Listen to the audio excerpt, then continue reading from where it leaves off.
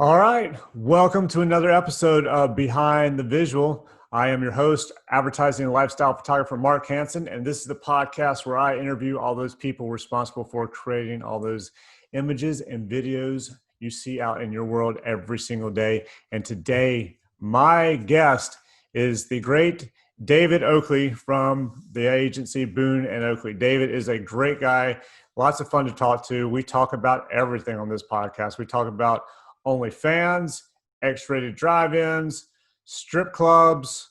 We talk about his new book, which is important. Nobody Eats Parsley is the name of the book, so check that out from David Oakley. We also talk about a billboard ad he did that probably helped the current governor of North Carolina, get his job and kick out the old governor of North Carolina. The first billboard they did, which was a political billboard when they started Boone Oakley, and how it got them national and international attention, and a beach vacation that ruined a child's birthday, most likely. So stay tuned. Check out this. We talk about all kinds of stuff, and I know you're going to love every second of it. So here we go.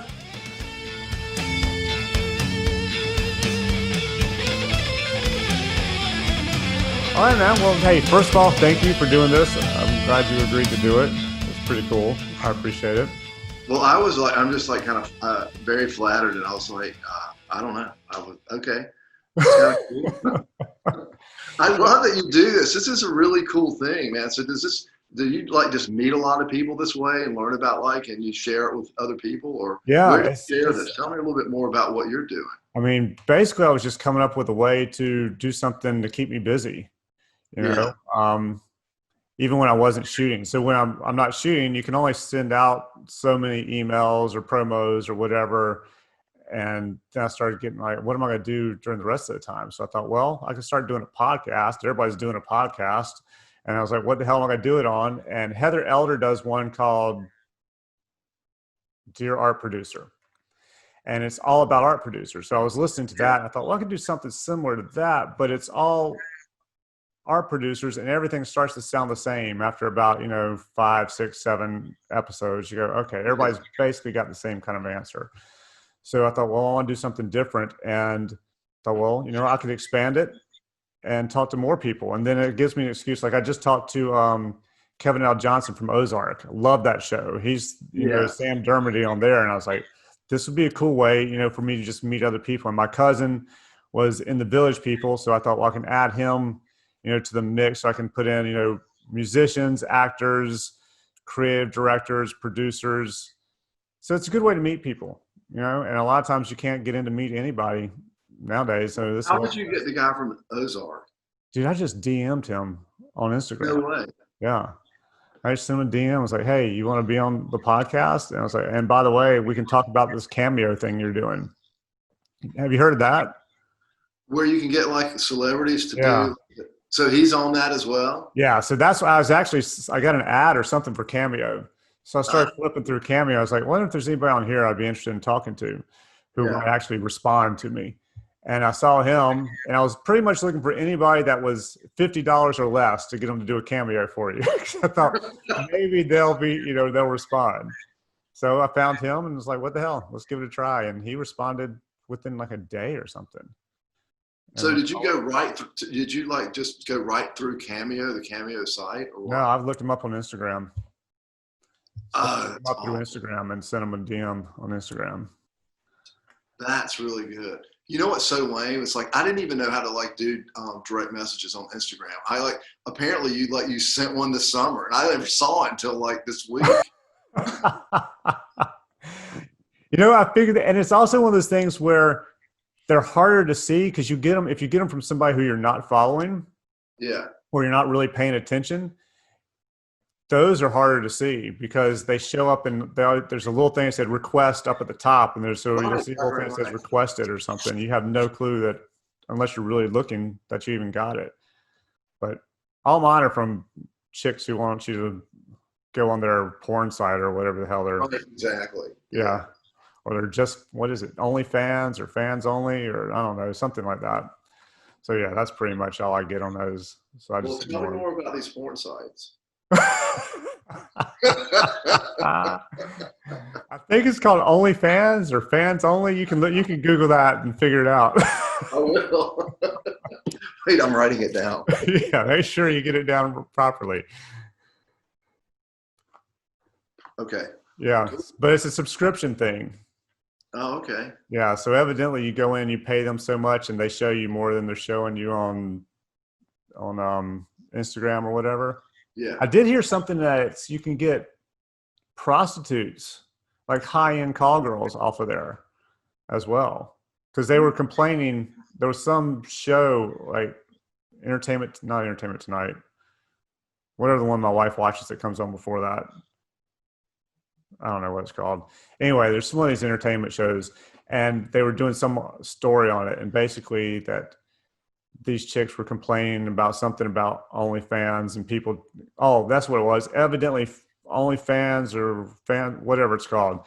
It used to be mostly for getting prostitutes or escorts or whatever you want to call them. And then all these other people started getting on there. And so they started getting pissed. So it was like, hey, now you're taking money away from us. So, yeah, it's something like that.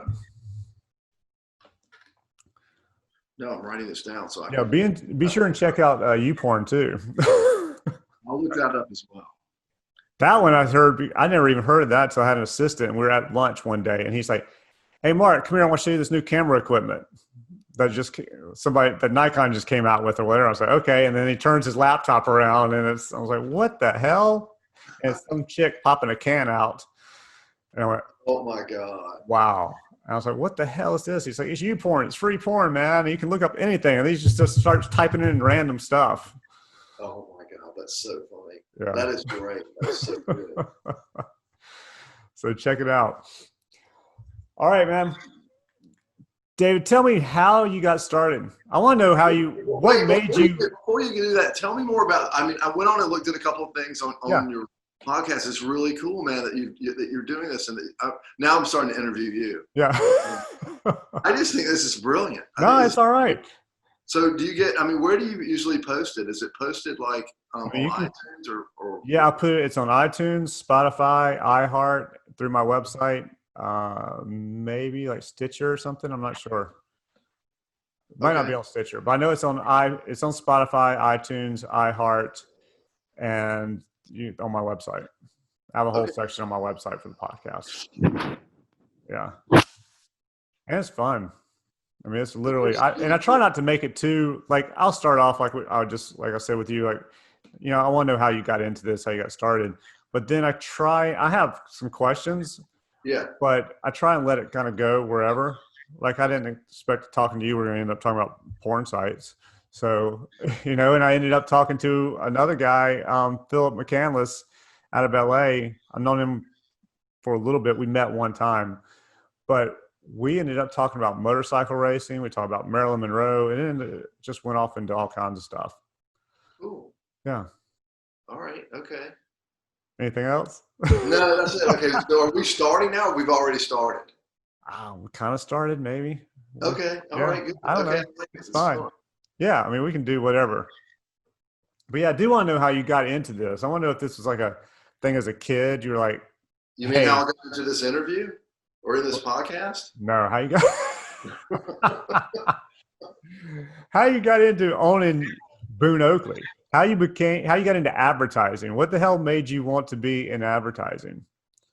Oh man, that's like a really tough question. I always go back to the fact that I grew up as like my parents are artists. So both of my parents were potters, and so they were very creative artists, and I knew that I wanted to do something in a creative field, but I didn't really know that I wanted to do advertising or be a writer until I was in college. And like a girlfriend that I had at the time was like sitting, doing her homework, and she was drawing these little stick figure ads, and like she was like, and it was for the Pillsbury Doughboy, and she was like writing headlines. I'm like, what are you doing?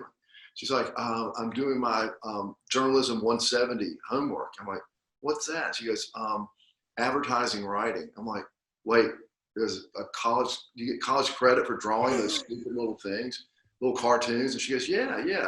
And I'm like, oh my God, that's so easy. I need to take that class. She's like, it's not easy. I'm telling you, it's really hard. I'm like, okay, whatever. And so the next day I went and talked to the professor about it. And I said, can I get in your class? And he's like, no, you're a senior. You can't, you're graduating. You know, you're like, and you know, it's finally something that I thought was interesting. So I ended up staying in Chapel Hill for another year, and I waited tables, and I like took 3 of his classes, like, during the day I was just working and then just taking 1 class or 2 classes a semester after graduating. And it was an introduction to advertising class. And I just, man, it was like kind of a way to be creative without like having like clay all over you all the time. To me, it was really, that's how I got into it. Damn. Okay. So was it really journalism 170 or did you just make up that number? No, that's what it was. I mean, man, I'll never forget it. I mean, that was it. It was 170 with John Sweeney in Chapel Hill. Yeah. So how's Chapel Hill? My youngest daughter really wants to go there. It's like it's her top. Clemson, Really? Chapel Hill and Clemson. My wife went there for her master's, but then she kind of got into it there. But a 2nd grade teacher went to Carolina, and she's like, I want to go to Carolina. So it's been Carolina since she was in 2nd grade. And Clemson kind of came into the mix like a year or 2 ago. She went to a football game there. I was like, oh my God, this is amazing. Where did you go to school? I went to App State. Okay. I love App. I do. Boone is fantastic. The town. But it's cold as about Carolina, man, it's the best college in the world. It's like the public Ivy. And I always like sing its praises because I had such a great 4 years there, 5 years actually, 5.5 years actually. But both of our kids, Claire and my kids, Sydney and Lucas, both went to Chapel Hill as well. And as a parent, when your kid gets into Chapel Hill, or to me, first of all, an in-state school, it's like winning the freaking lottery. Because you're not paying out-of-state tuition, you're not paying tuition for a private school, and you're getting like a fantastic education. And plus, it gave us a chance to go up to Chapel Hill and visit for like another 7 years. Right. Hell. All right. Cool. Yeah. She's applying. Yeah. Carolina's great. Clemson's great too. We love Claire, my wife, is a huge Clemson football fan. Yeah. Because we went down on a Bojangles shoot once, and we went a couple of years ago and went to a game, and the whole pageantry of Clemson football is like unrivaled. Yeah, I think that was the thing that did it with her. A friend of hers, her parents are hardcore Clemson. Everything's Clemson. They paint the paw in their front yard during football season, kind of a thing. And they took her to a game and spent the weekend down there. And she came back going, "This is great. That was amazing." So yeah. Gone to number. Clemson's probably 1.5. So it's Carolina, and just barely below that is Clemson right now. Well, she can't go wrong with either one of those. Yeah, I think so. So after you took all these classes at Carolina, did you just pack up and move to New York? What happened after that? I mean, so you're waiting tables, then how do you end up in actually getting a job? Yeah, I was waiting tables and shucking oysters. I was working at the Crazy Crab, actually in Raleigh at the time. But I put together a portfolio, an advertising portfolio, which at the time, like I was saying, is kind of like little drawings. I mean, it was before portfolio schools where everything was done on the computer. So they were just ideas, little sketches that you would send out that, my book was pretty funny, pretty weird. But anyway, I ended up getting a job offer from Young and Rubicam in New York. So I moved to New York. It was just like that. I really didn't have any big desire to move to New York City, but I figured I would go there for 2 years and, check it out, kind of like a master's degree. Right. And then move back to like Raleigh or Richmond or somewhere and work there. So how long did you end up staying up there? I ended up staying in New York for almost 8 years. I know, it was crazy. And I worked at several agencies, met Claire, my wife, there. So it was all like, planned, man. Kind of just this great plan. Was she working at any of the places, or did you just run into her someplace? Or no, actually, it was an inter-office romance. She was an account person at Y&R at Young and Rubicam. Okay, very cool. That's kind of how it's similar to how I met my wife. My dad owned a company, and it was like you did everything for weddings. It was a one-stop shop for weddings. So I was shooting weddings for him on the weekends. Yeah. He came home one day and it's like, hey, you got to meet this girl I just hired. And I'm like, yeah, whatever. I'll get to it Yeah. at some point. And I stopped in one day to pick up some film, and he was like, you need to go meet Tammy. She's in the back. And I'm like, all right, fine. I'll go meet her. And I walked in the door, and she was actually sitting in my dad's chair and behind his desk doing something. And I looked at her and just went, hi. Felt like an idiot. But yeah, so it was kind of an inner office, although we didn't work together every day. We worked for the same company. That is really cool. Well, we didn't work together. It was kind of the same thing. She was like on a different floor, but we met on a, oddly enough, it was a Certs breath mint account. So Really? It was a Certs encounter. And we ended up, we were like really good friends. We became friends, and it just developed into more. And like 3 years later, we're married and, lived. It was just great. It was good. And yesterday we celebrated our 30th wedding anniversary. Oh shit! Well, congratulations on I that. know. 30 is great, man. We're at 22. We're coming up on. We'll be 23 next summer, so we just did 22. So yeah, so 30 is great, man. Yeah. It goes really fast. It really does. Yeah, especially when you look at the kids and you're like, holy shit. Yeah, I know. It's true. It is so true. So when did you decide to come back down south? What made you decide to change your mind on that?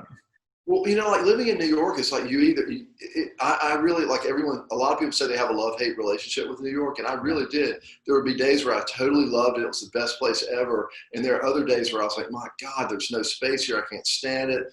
Like the subway smells like people like peed everywhere in the summer. It's like, you're breathing in, it's just like I had to get out. And when we had Sydney, we had our first kid, and it was like, you know what?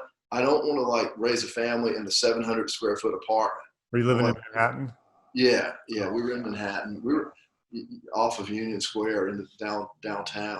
And, I interviewed at a couple of places and ended up getting a job offer to come to Price McNabb in Charlotte, which was, I guess this was the mid 90s, 94 maybe, 90, something like that. Yeah. So right. we loaded up and came to Charlotte. Claire didn't even know where Charlotte was. Really? Yeah, she had no idea about it.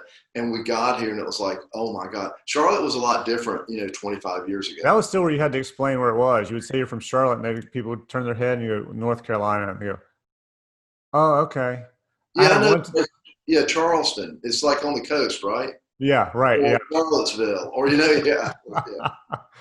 I was at I think it was my senior year. We went on some school trip or some kind of trip up to New York, and it was like a camp kind of thing. So it was upstate New York, and I met these girls. I don't even remember where they were from.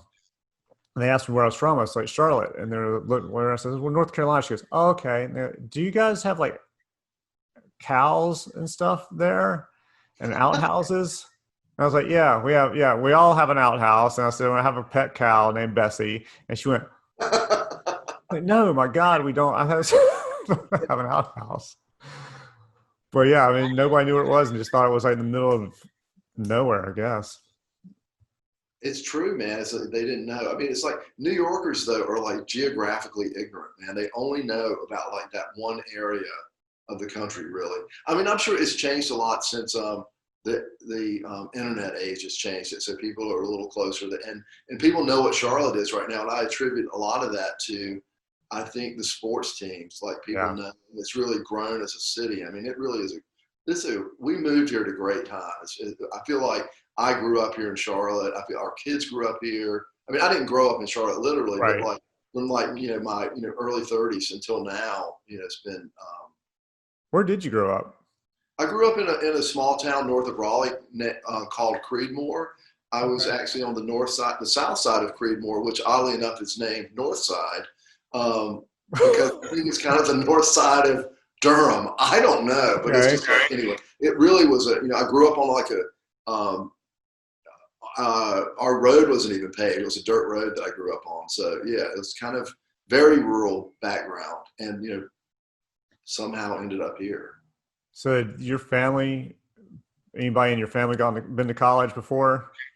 Yeah, both my parents went to Chapel Hill. I know you asked me about Chapel Hill. I'm like No, Chapel's. Tar Heel blue all the way through and through. Yeah, so yeah, yeah. So they went to Carolina. My sister went to Carolina, and they run a they opened this place called Cedar Creek Pottery in like 1968, and they bought this land, and they bought like 7 acres of land for $1,000 an acre in like it's like 9 miles from Durham, north of Durham, Oh and wow. it's 2 tobacco fields basically, and they started making pottery out there. And now, like 50 years later, it's still going. My sister's a glass blower who makes the most amazing stuff, and she's running the business now, and it's still going strong. You should Oh, check that's. it out. And what's it called? Cedar Creek Gallery. Right.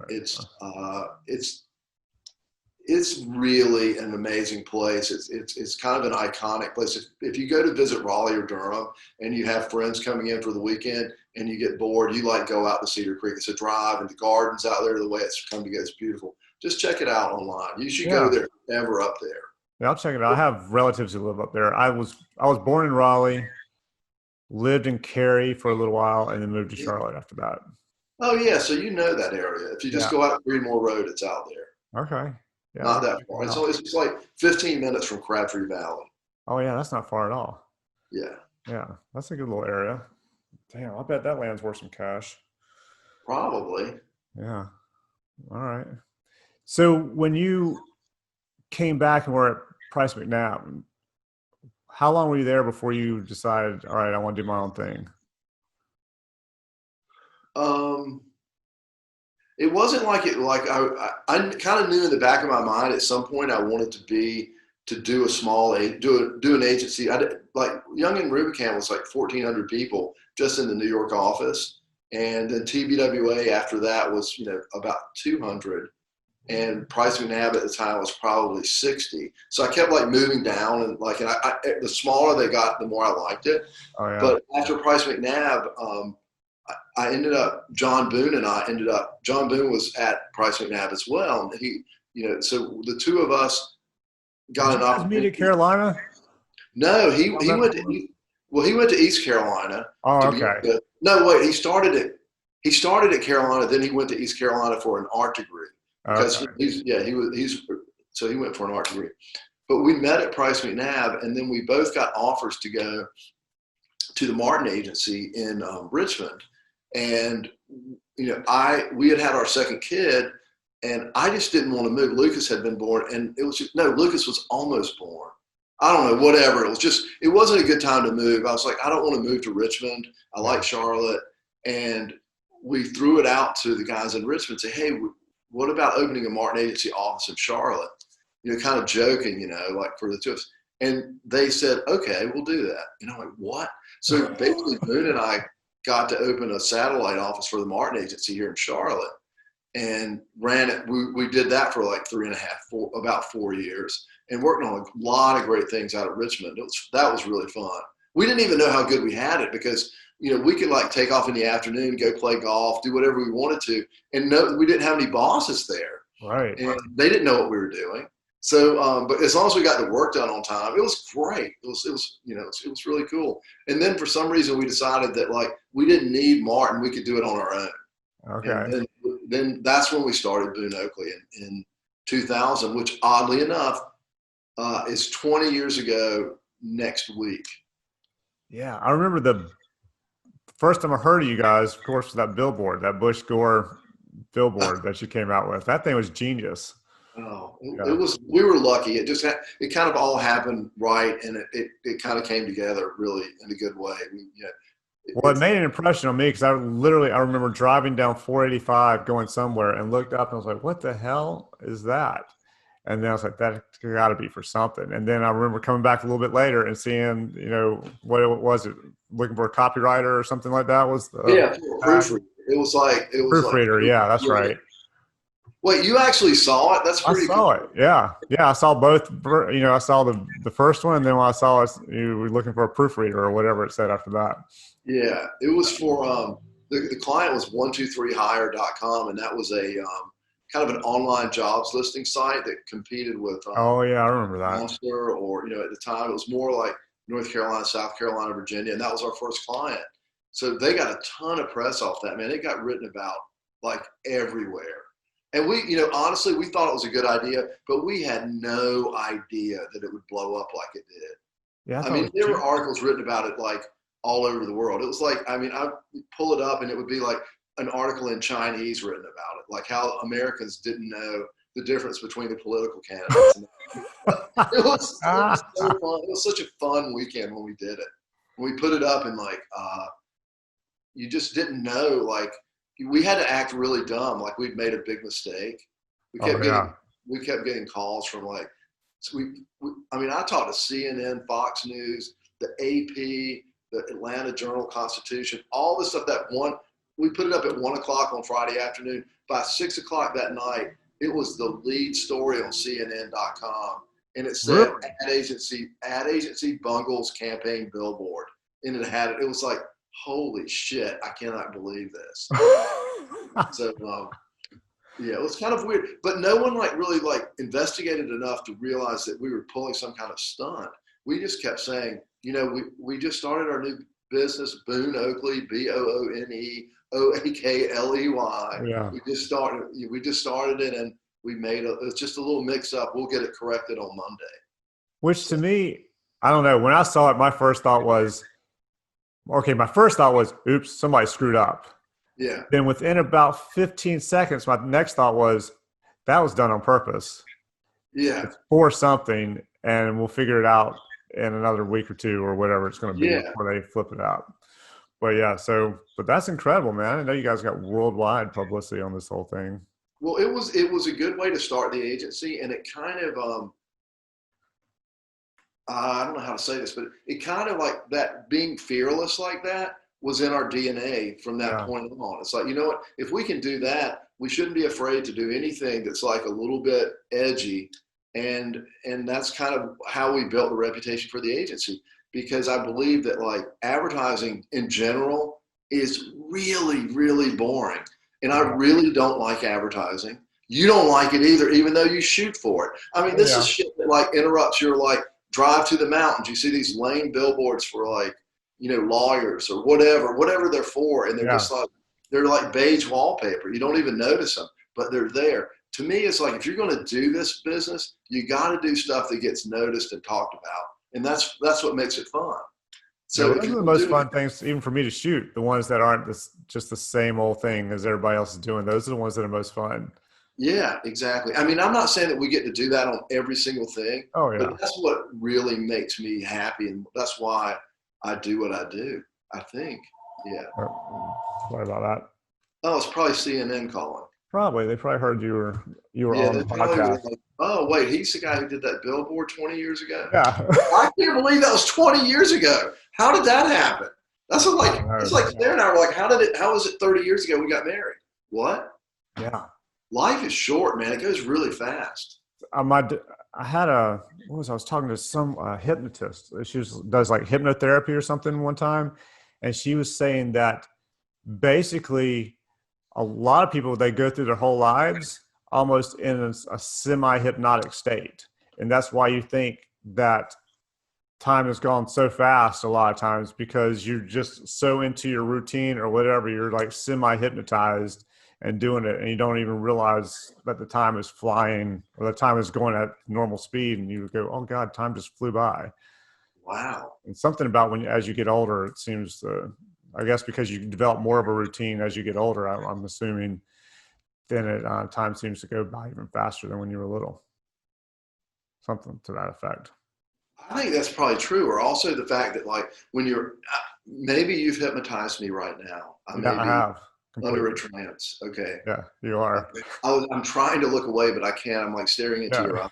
Yeah, no choice. You know what's so weird about this Zoom type thing is that like I'm looking at you, you're looking at me, but we're really not making eye contact because we're really just looking at a computer. Yeah. But really, I mean, I'm like looking right at you right now. Right. It's just, it's strange. The whole thing's strange. Yeah. But I think the whole thing about getting older is that you just have more years that have passed by, and you're like, wow, those years, the more you accumulate years, and you're like, man, how did I suddenly become like 55, 56, 50. I mean, how did that happen? Yeah. Sorry, I'm just kind of at No, that point. I think it like kind of compresses. It's almost like, so as you're younger, you have less years so that it can take up more space. And then as you get Right. That's older, it. it just starts That's it. starting to compress. You're like, all of a sudden, it seems like everything went by like that. Where when you were younger, it seemed it was a lot longer because you didn't have as many years behind you. Yeah, that makes sense. Maybe, I Absolutely. don't know. I just pulled that straight out of my ass. So I Well, don't it's have a good. clue. It was good. I don't have a clue. How'd you guys come up with the name? I mean, I know you came up with the name. How'd you decide who was first and who was second? Was that alphabetical? No, no. It's really funny because like it really is a story about like people. We started the agency and we couldn't decide whose name to come first. Honestly, it was either going to be Boone Oakley or Oakley Boone, and uh, Boone Oakley has a really better sound to it than Oakley Boone. And we were kind of like, okay, BO is like bad as body odor. OB is like a tampon. I mean, so it was like neither one of them were that great, Yeah. but we wanted to design it so that, you know, if you flipped it one way or the other, you know, if you see like Boone right now is right side up, Oakley's upside down. But Right. if you flip it, Oakley's right side up and Boone's upside down. So we wanted that we could go either way. So when we first opened the agency, we were Boone, Oakley, Oakley, Boone. You could be either one you wanted to. In our business cards, you know, you can flip them either Right. side.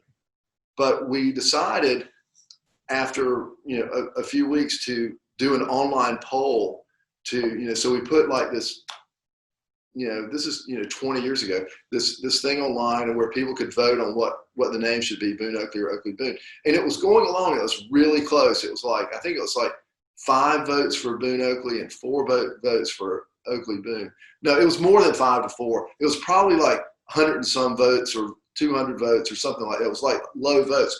And then overnight, it like went from like Boone was leading like 250 to 230, and overnight he suddenly had like 3,500 votes, and I had like, you know, 280 votes, and suddenly like you got all these votes from somewhere, and like so he's like I won, and then he never told me. So we decided, okay, it's Boone Oakley, and I didn't think that much about it, and then he told me a couple of years later that his brother worked for, I think it's SAS in Raleigh, and he was really into computer stuff. So he figured out how to hack into it and vote like 3,000 times. So he voted, and like, you know, so that's how it became Boone Oakley.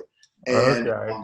I always laugh about it because John got his name first. Okay, so it's Boone first, but I got my name upside down, which actually turned out to be better because no one ever asked him like, why is your name right side up? Yeah, that's People true. always ask me, why is your name upside down?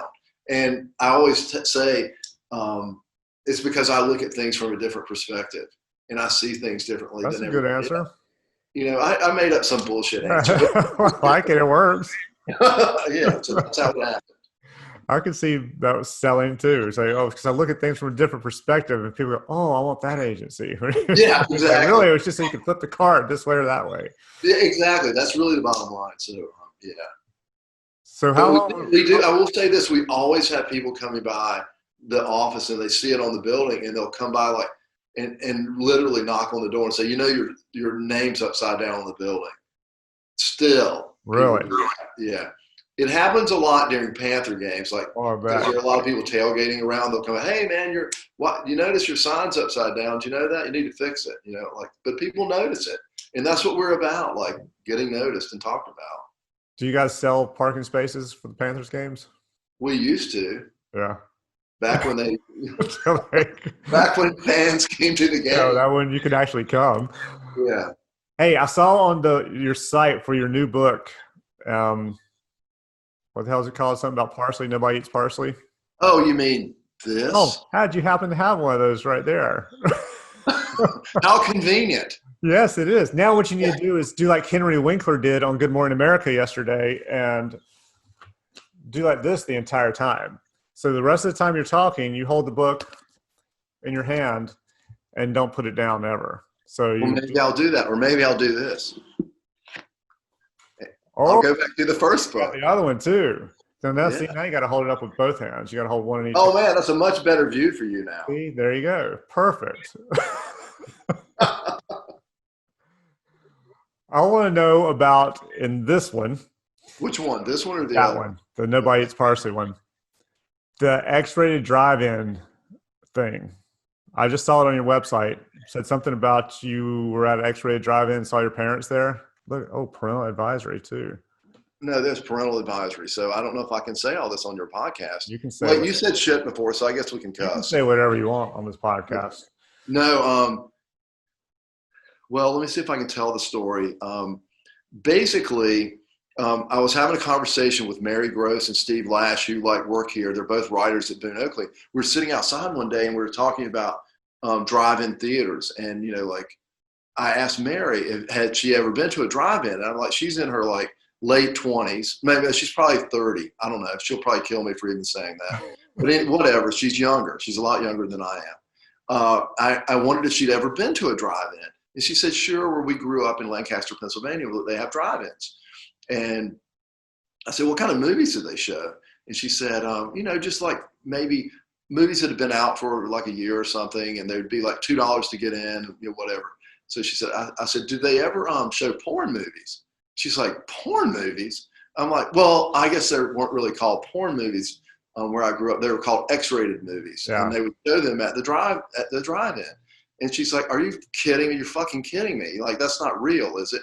And then Steve goes, yeah, I remember a place in Boone that used to show, like at 11 o'clock, they would show X-rated movies, you know, every night. You know, and Mary's like, well, who goes to these movies? And Steve was like, well, you know, you go with like your girlfriend or your wife, and then, you know, you slip into the back seat or whatever would happen, you know, like, so she's like, oh my God, that's gross, whatever. And then she goes, who did you go with, Oakley? And I'm like, well, I know this is going to sound really weird, but we usually just go with a bunch of guys, you know, she goes, what? She said, yeah. I said, you know, you drive around in high school and like, you know, get a 6-pack of beer and you just drive around. That's what you did back then in Creedmoor. Yeah. You know, so I told her about this one night that I had my dad's van, and me and 3 guys we were driving around and we decided, let's go to the Starlight Drive-In. So we went in and we sat down and we drove in, parked, and started watching. It was a movie called Insatiable, starring Marilyn Chambers. And, you know, she was the Ivory Snow Girl. I don't know if you've ever heard of that, but back in the late 70s, there was a detergent called Ivory Snow, which which there was a woman on it, a young girl on it, young woman holding a baby like this, just like it's just the picture of innocence. Well, that woman who was on the cover of Ivory Snow turned out to be Marilyn Chambers. So after she did this whole thing to be on the cover of Ivory Snow, she started doing like X-rated movies, and it was this giant scandal that she was the Ivory Snow Girl. So they had to pull all the boxes off the shelves and, you know, like whatever, and redo their whole packaging. I mean, back then Ivory Snow was like probably like the 3rd competitor to Tide. All right, I'm going to get to the best part about the story in a second. I know it's going on forever. That's all right. But then, so we go to the movie, and like we get out, we watch a scene or two, then we get out and go to the concession stand, then we go back and like watch another scene and get bored, or we ran out of beer or something. So we just left and we drove home, and, you know, I dropped those guys off. The next day is when it got really weird. So I'm like up working with my dad in his pottery studio, and he's like, so Dave, what'd you do last night? And I'm like, I went out with Mark and Billy and Ken. We just drove around. Did you go to Durham? Yeah, we drove through Durham. Did you go to a movie? No. And I was starting to get really like weirded out. Like, what does he know? And he says, oh, really? You didn't? It's really strange, Dave. I mean, this van pulled into the Starlight Drive-In. It looked just like my van. And then these 4 guys got out. It looked just like you, Mark, Ken, and Billy. And you walked right by our car to the concession stand. I'm like, what? You walked by our car? I'm like, oh my God, it was like the most gross. I was so wigged out in disbelief. Like, wait, you were there? I'm like, yeah, your mom and I went. We like to go to see a movie every once in a while. And I'm like, oh my God, my parents were at an X-rated movie. So anyway, so basically I said, and my dad was like, well, your mom really wanted to come up and knock on your window and just say hi. And, you know, but I wouldn't let her do it. So here's the deal. So my dad told me this and thought He thought it was the funniest thing ever. And I'm like, dude, you were at that X-rated movie too. And he goes, I know, son, but we're married. It's okay. I'm like, what do you guys? Anyway, so I said, well, I wanted to ask my mom about it, but I never asked my mom about it. Never talked to her about it. Never even mentioned it. Yeah. Never told my friends that like my parents were there. Never said anything about it. But that's one of the chapters in the book because I tell that story and then I talk about I went and talked to my mom about it and asked her about it like 40 years later. Oh, and wow. she laughed so hard about it. Thought it was the funniest thing ever. So anyway, that's a long answer to what that. Well, I like that, man. That's a cool story. There used to be a you know where you can get the details of that story? Right here. Let's And see. It's a book called Nobody Eats Parsley, and it's by it's by you. It's by David Oakley. Yeah, some guy. Yeah, it's a red book with a plate with a little piece of parsley left on it. So yeah, it doesn't look like anybody ate the parsley. No, it's just there because nobody eats parsley. I guess so. And other things I learned from my family. And it's not a New York Times bestseller. And by the way, if you go to your website, you can see all the reviews about it, which are really great. So this is the commercial definitely need to check that out. There used to be a X-rated theater. My dad used to own a restaurant over near West Park in Charlotte. So I guess North Tryon or something like that off of that road out near UNC Charlotte. And so my brother and I would just go hang out there all the time. So there was one night where he was there. I don't know if my mom was there too, or she was someplace else, but it was late. My brother and I are sitting in this corner booth, just bored. There's a drive-in theater that you can see. So we'd sit there and occasionally just watch whatever was on the movie. You could see about the top half, 3/4 of it. Yeah. And then one night we realized they were showing all porn. So my brother and I were sitting up there in the window. I mean, we're probably 10 years old, 8 and 10 or something like that, 7 and 10. Maybe not even that old. And we were just sitting up there just like, ooh. And then my mother comes by and loses her mind. She's like, what? I'm sure she did. Yeah, she flipped us around, told us we're never allowed to look back there again. So of course, as soon as she left, we turn our heads and start watching again. But you said that you and your friends went. It reminded me, I was in Myrtle Beach at my brother's bachelor party. And I have a friend of mine who was living down there at the time. He had moved from New York, and his mom and dad live in Myrtle Beach, and he grew up down there. So he moved back down. He was hanging out with them for a little bit. So I asked him to dinner. I was like, let's go to dinner. He's this gay dude. And we're eating dinner. I was like, man, he's been married and he has kids. So he's kind of straight, gay, not really. I don't know what he is, but occasionally likes dudes. So we're sitting there and I was like, dude, I haven't been to a strip club in forever at this point, and I've been married for a while. And I was like, why don't you go with me to the strip club after dinner and hang out with me? I'm going to be bored. He's like, no. He said, and let me ask you something. This is something I've never understood. Why a bunch of guys will get together and go look at a bunch of naked women to get themselves all horny and hard, and then all go home with each other. Can you explain that to me? As soon as he said it, I went, that's so funny. Wow, you got a point there. It doesn't make a lot of sense. But it didn't stop me, so I still ended up getting in the car and going. Oh my God, that is so funny. That's a good point. Strip clubs are really weird when you go in them and realize that, like, if you ever look at the audience, it freaks you out a little bit. Oh yeah, I equate it to. I have a theory that all women are psycho and they're varying levels. And you can find out if you need to stay with her based by her answer. If you say, I think all women are psycho, and she goes, yeah, she's the one you need to be with. If she goes, yeah, but not me, or she tries to slap you, she's a nut job and you need to move on. And then if she just goes, yeah, if she goes, no, they're not, she's just your average woman, Yeah. And then my other theory is that all men are stupid. And my theory for all men being stupid is strip clubs. Because I say strip clubs are like going to an all-you-can-eat buffet when you're hungry, paying to get in the door, and then being told you can only look at the food, you can't actually have any of it. And so same kind of deal.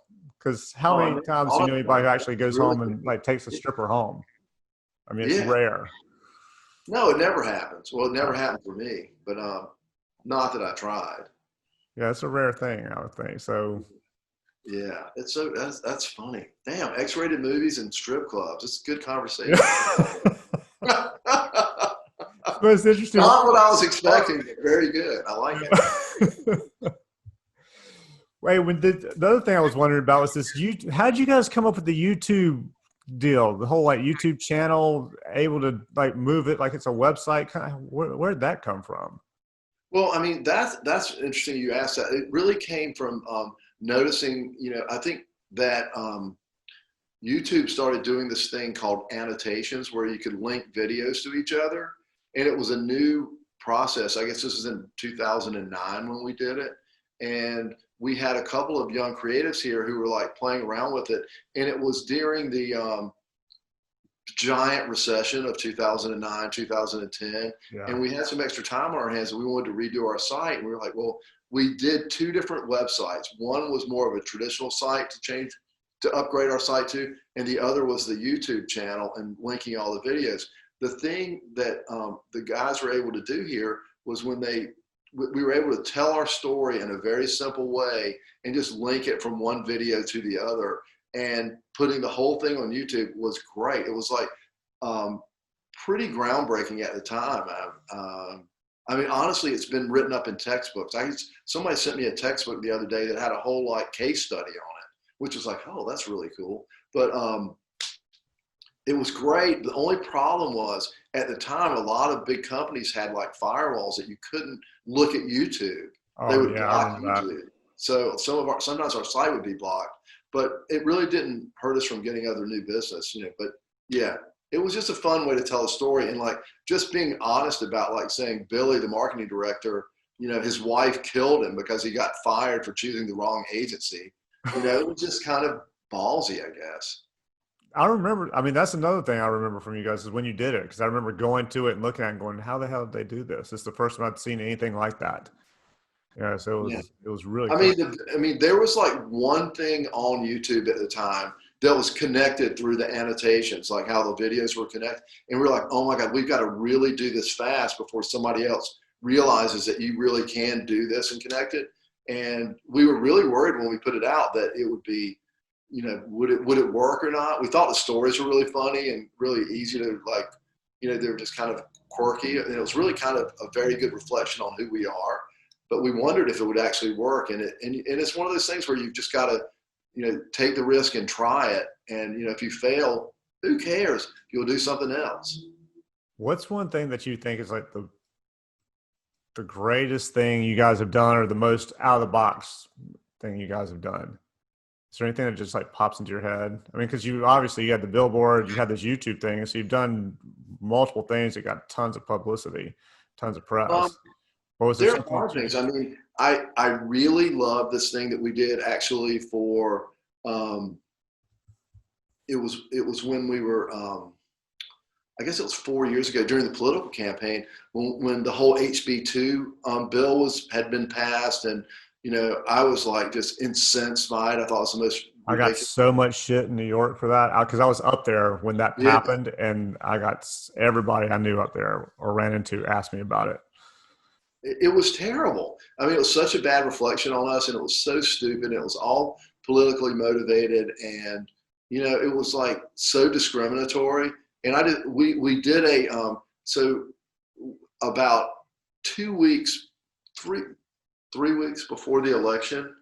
No, it was a month before the election. I'm trying to remember. I was actually up at Chapel Hill, and I was on a board meeting at Chapel Hill. Okay, I'll tell you how this thing came about. Then I'll tell you what it was. But I was talking to a friend of mine, Joyce Fitzpatrick, who runs a PR firm up in Raleigh, and she said, "David, we have a group of writers up here. They're called Writers for Progressive North Carolina, and they want to run a full-page ad in the News and Observer in Raleigh denouncing HB2."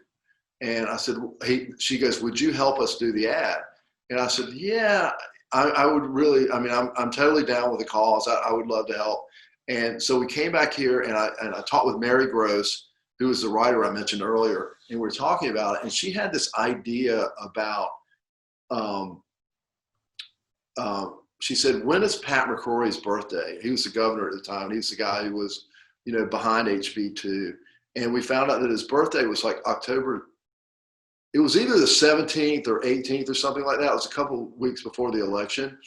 And we're like, oh my God, this is perfect. So basically what we did was we created a birthday ad for Pat McCrory, and we ran it as a full page ad in the News and Observer and the Charlotte Observer. And it just said, HBD to you, Pat. And it was a birthday cake made of like the gay pride flag birthday cake. Oh yeah. HB2U, Pat. And it was so out of the box, man. It was shared all over the world. And I always feel like that Roy Cooper like owes us a little bit. Maybe help him get over the top and win. I don't know. But I'm very proud of that ad, and I thought it was a great thing. But anything, stuff like that, it's a little bit edgy, get a little bit out there. I mean, I'm like, I don't know. Let me think. That's one. Do you get held back by a lot of clients? I mean, do you come up with ads do you get held back by a lot of clients? Like come up with ideas like, hey, let's do this thing. Or, yeah, no, we can't do that.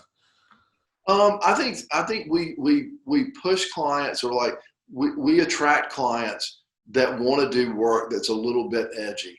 And we're not for everybody. I mean, We're not the right agency for a lot of clients, but there are clients who, are brave and want to do innovative stuff and want to get noticed and talked about that I think we're really good with. And yeah, sure, sometimes we don't get everything through that we try to get through. And sometimes it's probably good. Maybe it's, the client knows best. We don't want to try that.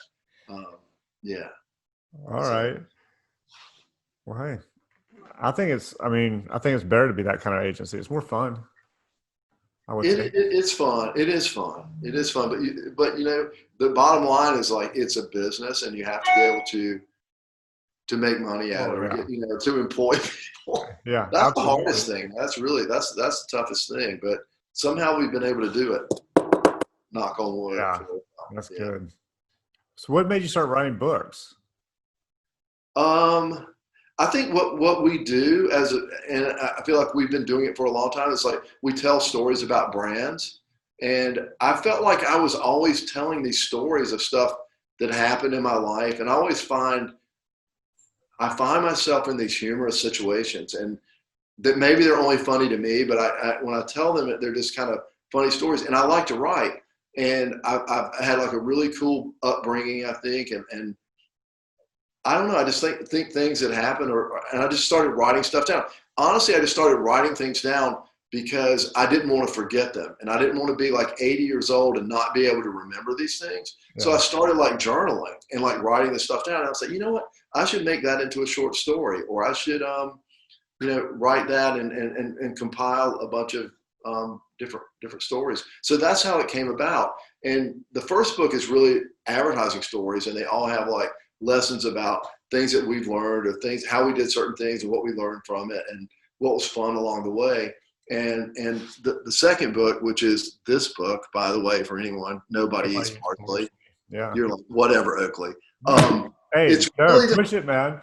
I know, I've got to push it. Like I said, the Fonz held it up there the whole time. So if the can do it. All right, I'm bringing it back. Okay, so I'm talking. It's really the entire time. The entire time. The rest of it's on the rest of the time. Yeah. Yeah, it's just now I'm like blanking now that I'm looking at it.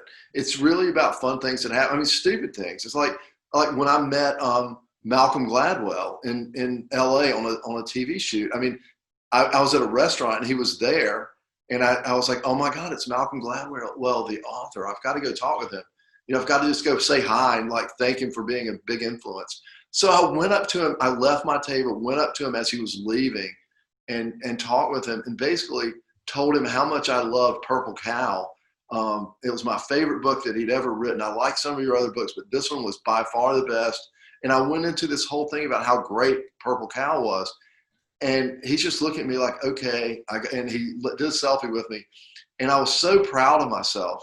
And then the next morning on the way to the shoot, I realized that Malcolm Gladwell didn't write Purple Cow. It was Seth Godin. So So that's one of the stories. It's just like me being an idiot. It's what, but most of these are. I like that. Oh, that's great, man.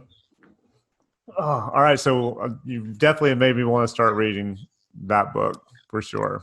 Oh How long yeah. has it been between the two, the first one and this one? Uh, the first one came out in 2015, so 5 years, which is hard to believe. Where do you sell it? Right here, I'm selling it right now. Everybody, go buy it now! Now, Where can it's they get half it? off. Huh? Where can you get it? No, you can get it at start on October 22nd. It will be available at independent bookstores all across the land.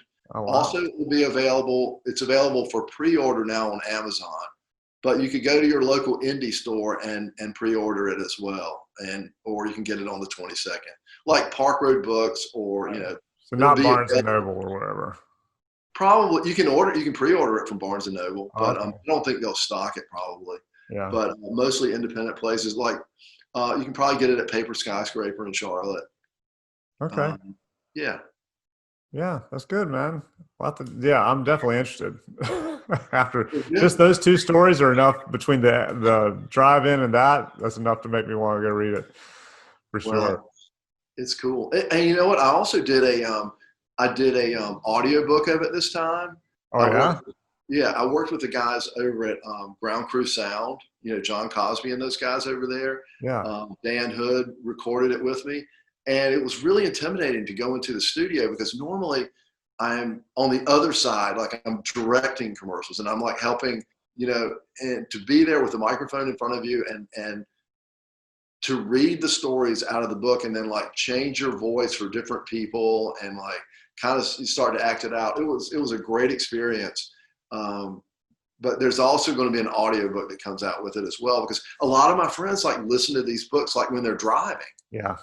So yeah, You can get you're it on doing a Audible? podcast. What? You can get it on Audible? Yeah, you'll be able to get it on Audible. We just uploaded it on Audible Monday, so it will be available probably the 1st of November. How does that work money when it comes to the money? Do they give you a certain percentage of everything that gets downloaded from that, or they just give you an upfront thing, or how's it work? Well, I don't know how it works for everybody else, but they just gave me a straight up uh, advance of $2 million. Well, that's good. Well, Yeah, I congratulations. was kind of disappointed in that it was only 2 million, but what do I you? mean, if I were you, I'd have hung on for 2.5 at least. Yeah, yeah. I mean, come on. No, it's weird. I think like on the Audible thing, I think that I'm not even sure, to be honest with you. Yeah. I think you may make like $8 or $10 on a download for Audible on the books, because I think they sell for $20, Okay. and then they have to get the audiobooks due. Yeah. Yeah, I just it's didn't know not. if there's a difference in the way the pay works between the printed book and the Audible books and all that kind of stuff. So, Yeah, yeah. are you self-publishing this thing, or you have a publisher? No, I'm self-publishing this one, and it's weird because I went through the whole traditional thing with the first one Yeah. and got an agent, and they got two publishers who wanted to do the book, but they wanted the book to be. So they looked at how I'd written it, and they're like, "Well, it's nice. Those are great stories, but what will sell a lot is if you do like how to do breakthrough, like 5 steps to do breakthrough creative by David Oakley, or write it as a business book." And I was like, you know what? I don't want to write it like that. I don't want this to be a business book. I just want to write my short stories and publish them. And they're like, well, we really think you should do it this way. And I'm like, I'm not going to do it that way. So I said, I'm just going to self-publish it. I'm going to do it what I want to do. And that's and then the second time, for the second book, we had a couple of like publishers that were interested. And I was like, you know what? I don't want to answer to anybody on it. I just want to do it the way I want to do it. Yeah. And so that's why I self-published.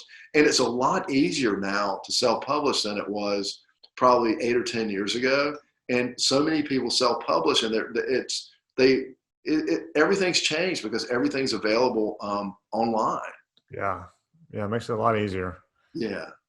Makes it easier for me too when I go to meetings, because I was in New York and I had a meeting, I had my books, and our art director was like, "Why did you bring your books? Just use an iPad." I was like, "All right." So I like that, because instead of carrying 30 pounds on my shoulder, now I can just throw an iPad Pro in there and move on. Well, let me ask you this. Okay, you can do that, but what about like there's something like so cool for a photographer when they bring out the big prints of it and you can look at it and they're like printed so beautifully, like they're amazing, I and still bring, instead of having like two or three different books now, depending on who I'm going to go see, I yeah, now have one book, which I think is the best of what I have. yeah, And then I have an iPad that I break down into, say, I'm going to different, whatever the different clients are, yeah, whatever more their specialty is. I have an iPad with that broken out for them. So say it's, somebody like BBDO or whatever, I'll have yeah, a BBDO done on the iPad. And then I have the book as well. So I was like, well, here, let me show you the iPad. And I let them look at that first. And I go, and here's my book.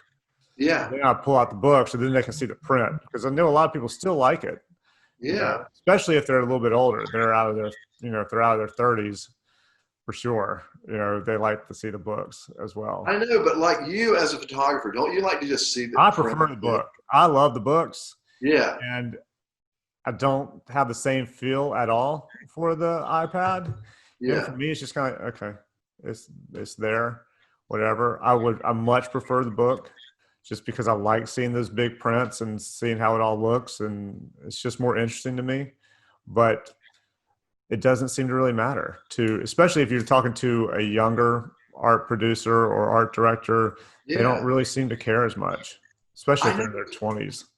It's interesting because like to me it's like I can stare at a great photograph and just like keep looking at it, keep looking at it, and keep looking. And I feel like the younger, I mean, they'll look at it on the pad and then they'll flip. Let's see what the next one is. Okay. Yeah. It's like that quick. It's like there's so many like nuances in a great photograph that you can just stare at, man. And that's what separates the greats from like the okay, I think. Yeah, I agree. I think it's just gotten to a point where everybody's so used to everything going like that Yeah. and being so quick that the attention span's not there, and most people aren't spending enough time looking at anything. So at the same time, I get it with being the 20-year-old. She's like, okay, well, this is most likely everybody's going to see something on a screen, so just show it to Yeah. me on the iPad. Because I've had a Yeah. couple of people go, wow, you still have a book? I'm like, yeah, I still have a book. And then in my head, I have two reactions to that. It's like, yeah, I still have a book. Do they like that? Is that a good thing? Or have they just gone, okay, he's old and He's we're an going old to, yeah. guy. He's like, yeah. I'm not sure which it is. Well, tell me, probably last real question. What's the strangest or most interesting thing that's happened to you? And if you want, you can pull a story out of your books, or you can just come out with something else. I've never had anything strange or interesting happen to me. Yeah. I Nothing I figured if can. you wrote two books, there's probably nothing interesting. All right, I'm going to look at a table of contents for this answer, and I'm going Okay. to pick something interesting because I'm like stumped completely by this question. That Uh, happens quite a bit. yeah, you're pretty good at stumping me here. Uh, uh, Most strange, interesting thing, weird thing. I will say this. Okay, all right. This is really quick. I when Lucas was younger, I coached Little League baseball for like 6 or 7 years, and it was great. So great. We were like so much. We had so much fun. We were always the Pirates. We just thought. I just thought that's a great team name. That would be. You can always have a pirate flag. You can have a mascot. So one game we had like one playoff series, we had Claire dress up as a pirate and like surprise the kids. They're like 9 years old and they were freaking out that there's like we had a mascot, and it totally intimidated the other team and we destroyed the other team. That's part of the Oh, story. God. So like, me and this other guy co-coached the Pirates. His name is Greg Negus. And about 5 years after we stopped coaching, our two families went down for a weekend at the beach, and we like had a beach vacation. So their two kids, our two kids. And by this time our kids were like, 16 or 17. We were Claire and Peg and Greg and our great friends. So it had been raining all week. And it was just one of those beach times. It's like, damn, the weather sucked. But finally it stopped raining one afternoon, and Greg's like, let's go to the beach. So, and the kids didn't want to go. They wanted to keep watching TV. Okay.